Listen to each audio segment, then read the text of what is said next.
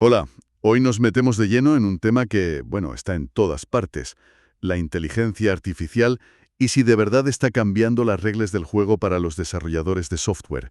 ¿Es tan revolucionaria para la productividad como se dice? Queremos ir un poco más allá de los titulares. Sí, es un tema candente, desde luego. Y para hacerlo, contamos con una base sólida, ¿eh? Una investigación superpotente de Stanford. Han minado datos de, ojo, más de 600 empresas, 100.000 ingenieros. Y clave, han accedido a repositorios de código privados, que ahí es donde se cuece el bacalao de verdad, ¿no? Exacto. No solo proyectos públicos o de juguete, datos del mundo real. Eso es. Y el plan hoy no es decir si funciona o no funciona. Queremos entender mejor cuándo ayuda la IA, cuánto ayuda y en qué condiciones. Basándonos en esos datos, claro, no en el marketing o en frases como la de Mark Zuckerberg, de que iban a reemplazar ingenieros, ¿te acuerdas? Uf, sí, menuda se montó con eso. Buscamos una visión más clara, con sus matices. Vale, pues vamos a analizar esto. Sí, lo de Zuckerberg, a ver, hay que ponerlo en contexto, ¿no? Es el optimismo de un CEO, quizá busca motivar, quizá piensa en la bolsa, quién sabe. Pero el efecto fue real. De repente un montón de CTOs, de directores de tecnología, sintieron la presión de sus jefes. Oye, ¿y nosotros cuándo empezamos a quitar desarrolladores y poner IA? Una presión un poco artificial, quizás. Pues sí, porque la realidad, lo que vemos en los datos, es más complicada. La IA puede ayudar, claro que sí, pero también hay casos donde, ojo, puede incluso bajar la productividad. No es una varita mágica universal, vamos. Y de ahí la importancia de estudios como el de Stanford. Exacto, es que la escala es brutal. Siguen a 100.000 ingenieros durante tiempo, analizan 2 millones de commits, miles de millones de líneas de código, y lo de los repositorios privados es fundamental. Refleja el curro diario, no como muchos repos públicos que son más bien experimentos o proyectos personales. Entiendo. Y, claro, con tantos datos a veces salen cosas curiosas, como lo que encontraron estos mismos investigadores el año pasado. Los llamaron ingenieros fantasma. Ingenieros fantasma. ¿Cómo es eso? Pues detectaron que como un 10% de los ingenieros de la muestra estaban en nómina cobrando, pero apenas metían código nuevo o relevante. Es un hallazgo lateral, pero te dice el tipo de cosas que afloran cuando analizas datos objetivos en lugar de fiarte solo de las apariencias. Qué fuerte. Interesante derivada, sí. Pero volviendo a la IA, antes de meternos en los resultados de Stanford, ¿por qué deberíamos dudar un poco de otros estudios o de las métricas que se usan normalmente? Porque hay mucho ruido, ¿no? Totalmente. Y es una pregunta clave, porque mucha confusión viene de cómo se ha medido esto. Yo veo 3 problemas gordos en muchos estudios anteriores.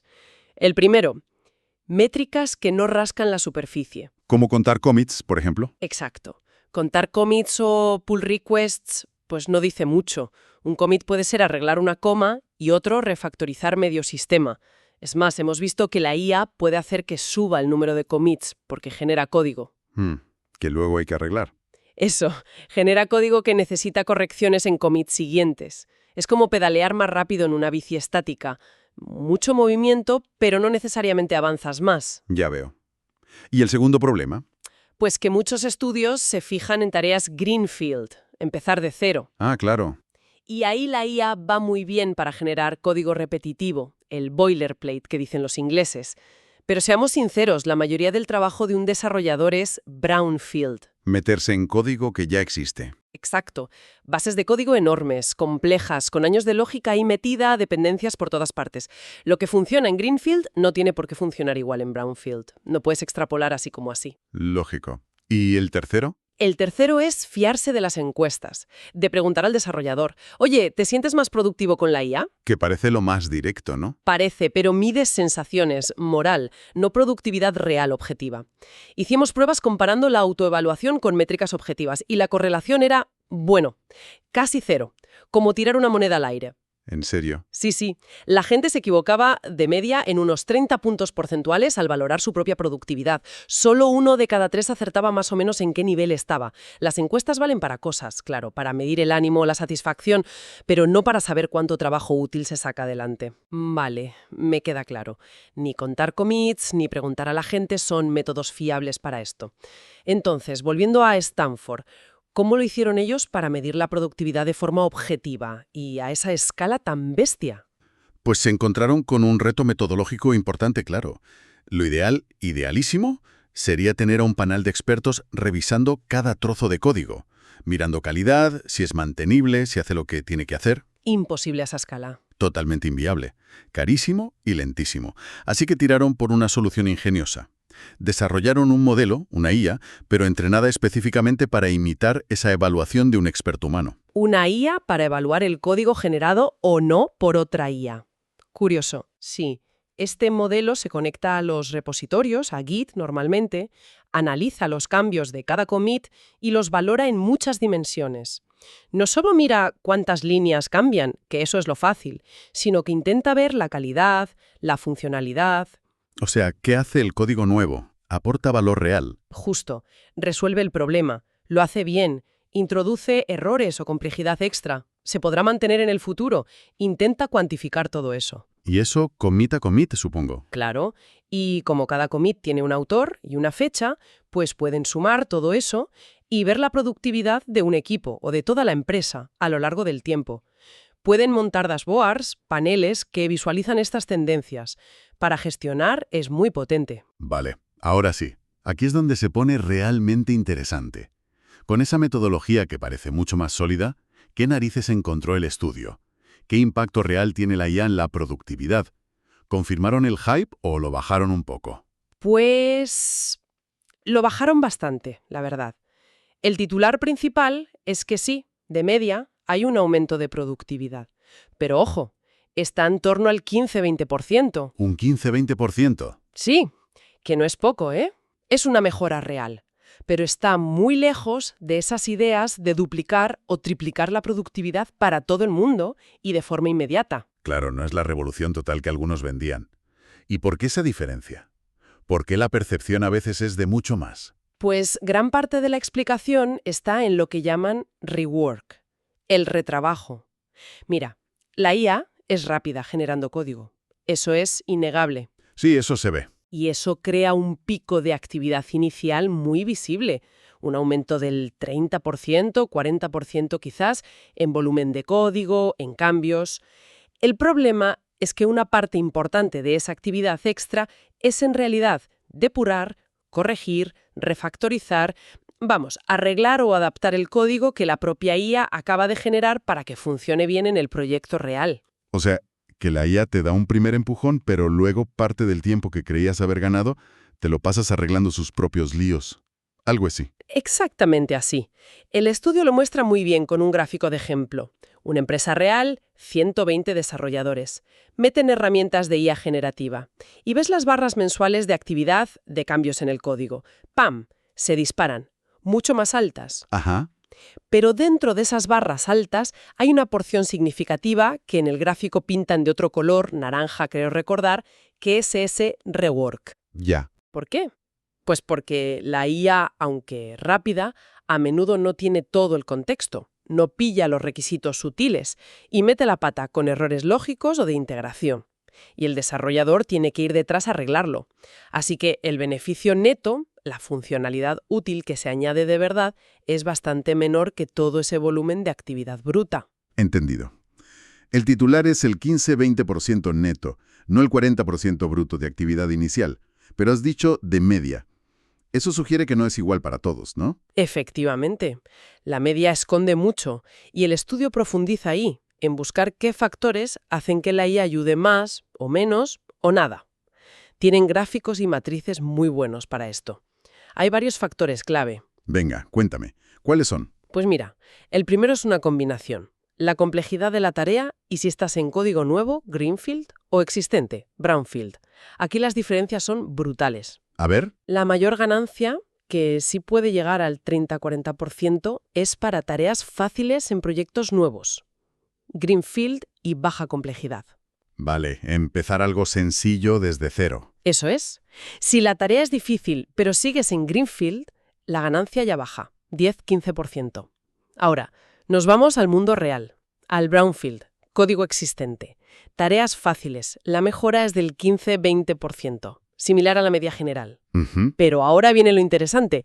Tareas difíciles en código existente y complejo, brownfield y alta complejidad. Aquí la ganancia es mínima, entre 0 y 10%. Y, atención, que esto es importante, el estudio encuentra casos donde la productividad incluso baja. Ostras, ¿que puede disminuir? Eso sí que va contra la corriente. Uno piensa, bueno, si no ayuda, pues no la uso y ya está. Pero, ¿que reste? Sí, sí. Y es crucial entenderlo. Imagina una tarea muy compleja en un sistema enorme y viejo. La IA te da una sugerencia que parece buena, pero tiene un fallo sutil o rompe algo en otro lado que no ha tenido en cuenta. Y te lías a intentar arreglarla. Exacto. Pierdes tiempo intentando integrarla, depurándola, para al final darte cuenta de que no vale y tienes que empezar de otra manera. Has perdido más tiempo que si hubieras sido directamente hacerlo tú sin la IA. Por eso, en esos entornos de alta complejidad y código legado, hay que ir con mucho más cuidado con la IA. Y que quede claro, hablamos de sistemas de empresa, no de un script de 4 líneas. Muy, muy revelador esto. ¿Qué más influye? Otro factor clarísimo, la popularidad del lenguaje de programación. Tiene sentido. Claro, los modelos se entrenan con el código que hay por ahí, público sobre todo. Así que para lenguajes súper populares como Python, Java, JavaScript, pues hay millones de ejemplos. La IA está bien entrenada y funciona razonablemente bien. Ahí se ven esas ganancias del 10-20%, más o menos, dependiendo de la tarea, claro. ¿Y para lenguajes menos comunes? Pues ahí la cosa cambia radicalmente. Lenguajes de nicho o más viejos, piensa en COBOL o Haskell o Elixir o incluso dialectos raros de SQL. Para estos, la IA ha visto muchos menos ejemplos. Y no sabe tanto. Exacto. Su capacidad para generar código útil es muy limitada. La ayuda es poca o ninguna. Y de nuevo, si encima la tarea es compleja en uno de estos lenguajes oscuros, la IA puede ser hasta contraproducente. Te genera código directamente erróneo que te hace perder un tiempo precioso. Esto es importante para empresas con sistemas legacy o tecnologías menos, digamos, mainstream. Deberían olvidarse de la IA para eso. No necesariamente olvidarse, pero sí ser muy conscientes de que no van a obtener los mismos resultados que con Python. Tienen que ser mucho más selectivos. Quizás usarla solo para tareas muy concretas y repetitivas, si las hay. O simplemente asumir que para el núcleo de su sistema en COBOL, pues la IA no les va a generar código mágico. Hay que adaptar la estrategia y sobre todo medir. No vale el café para todos. Claro. Has mencionado complejidad, código existente. Intuyo que el tamaño del proyecto también importará, ¿no? Cuanto más grande, más difícil para la IA entenderlo todo. Totalmente. Y los datos lo clavan. Hay una relación inversa clarísima. A más grande la base de código, menor es la ganancia de productividad con la IA. Tienen un gráfico donde se ve perfecto. Eje X, tamaño del código en escala logarítmica, de 1000 a 10 millones de líneas. Eje Y, la ganancia de productividad. Y la curva cae en picado a medida que el código crece. ¿Y por qué pasa eso? ¿Es solo porque hay más código? Hay varias razones técnicas. Una fundamental son las limitaciones de la ventana de contexto de los LLMs actuales. Aunque nos vendan ventanas teóricas enormes de millones de tokens. Sí, cada vez más grandes. Ya, pero la investigación independiente, como un paper que citan, Nolima creo que se llama, demuestra que el rendimiento real para tareas que necesitan entender el contexto, como programar, empieza a caer mucho antes, con contextos bastante más pequeños. O sea que, aunque quepa todo el código, el modelo no lo entiende igual de bien. Exacto. Dan el ejemplo de Gemini 1.5 Pro, ventana teórica de 2 millones de tokens, pero su rendimiento ya baja bastante con solo 32.000 tokens de contexto real. No vale con meterle toda la base de código al modelo si luego no puede procesar bien esa información para razonar sobre ella. Entiendo. Y además, en código muy grande, la relación señal-ruido es peor para la IA. Hay tantas dependencias, tantas capas, tanta lógica de negocio específica acumulada, que un modelo genérico, por muy listo que sea, lo tiene muy difícil para captarlo todo y aplicarlo bien al generar código nuevo. Así que, la ironía es que las empresas más grandes, con los sistemas más viejos y complejos, que igual son las que más necesitan esa ayuda extra de productividad, Generar código directamente. Es una paradoja importante que sacan a la luz los datos.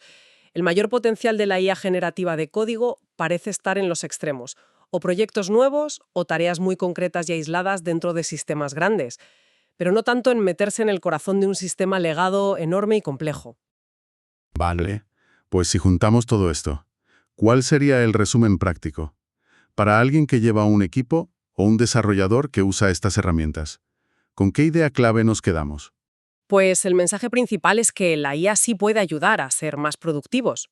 Ese 15-20% de media es real y valioso, pero su eficacia es súper condicional. No es una varita mágica que funcione igual siempre y para todo. Depende. La respuesta del millón. Exacto, depende. La clave es usarla de forma estratégica e informada. Hay que saber dónde tienen más probabilidades de ir bien. Tareas sencillas, código nuevo o proyectos empezando, greenfield, usando lenguajes populares y en bases de código pequeñas o medianas. Y donde hay que tener más cuidado. Eso es. Hay que ser mucho más cautelosos, más críticos, al usarla en tareas complejas, sobre código legado, grande y enrevesado, brownfield, o con lenguajes menos comunes. Ahí el beneficio puede ser pequeño, cero, o incluso negativo, si no se controla bien, y sobre todo si no se mide el impacto real. O sea, probar y medir. Fundamental. La recomendación no es adoptar la IA a ciegas porque está de moda o por el hype. Es experimentar, sí, pero medir los resultados con métricas objetivas, no solo con encuestas de «qué contento estoy», y adaptar cómo la usas al contexto de cada proyecto, cada equipo, cada tecnología. Ya. Lo que me parece fascinante es cómo los datos rigurosos desmontan un poco la narrativa simplista que a veces oímos sobre la IA. Nos obliga a pensar de forma más fina, más crítica, sobre dónde y cómo aporta valor de verdad. Desde luego. Un análisis súper necesario que pone los puntos sobre las IEs. Queda claro que la pregunta no es IA sí o IA no. Es más bien, ¿qué IA? ¿Para qué tarea concreta? ¿En qué tipo de proyecto? ¿Y cómo vamos a saber si de verdad nos está ayudando? Exacto. Y esto nos lleva a una reflexión interesante, ¿no? Para el futuro. Si vemos que la IA generativa actual tiene estas limitaciones para el código complejo o los sistemas grandes, ¿dónde podría tener un impacto más claro y positivo a corto plazo? Quizá no tanto en escribir el código más difícil. Sino en otras partes del proceso. Podría ser. Quizás en generar casos de prueba, que a veces es muy tedioso, o en mejorar la documentación automáticamente, o en analizar requisitos para detectar inconsistencias, o en encontrar bugs antes, áreas donde el contexto necesario sea más manejable, o donde un pequeño error de la IA no sea tan catastrófico como en el código de producción. Una pregunta muy buena para seguir dándole vuelta, sí. ¿Hacia dónde dirigir el esfuerzo para sacar el máximo partido real a la IA más allá de la pura generación de código? Pues con esa reflexión final cerramos este análisis a fondo sobre IA y productividad del desarrollador, basado, recordemos, en esa investigación tan potente de Stanford. Que, por cierto, para quien quiera bucear más, el portal donde publican estas cosas es softwareengineeringproductivity.stanford.edu. Perfecto, pues lo dejamos aquí por hoy. Alphatec, llevamos tu negocio al futuro.